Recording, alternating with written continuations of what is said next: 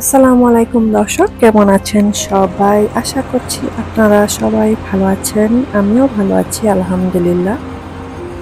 খুব সুন্দর একটা মোমেন্ট আপনাদের সাথে আমি শেয়ার করতে যাচ্ছি। আমি প্রথমে ভেবেছিলাম যে সানসেট হচ্ছে, পরে দেখি যে না, আরো 1 ঘন্টা বাকি সানসেট হতে। পরে বুঝলাম যে আসলে আমাদের সূর্য মামা মেঘের পিছনে ঢেকে আছেন, লুকিয়ে আছেন। তো আমি একটু শুট করলাম, আমার এগুলো অনেক ভালো লাগে।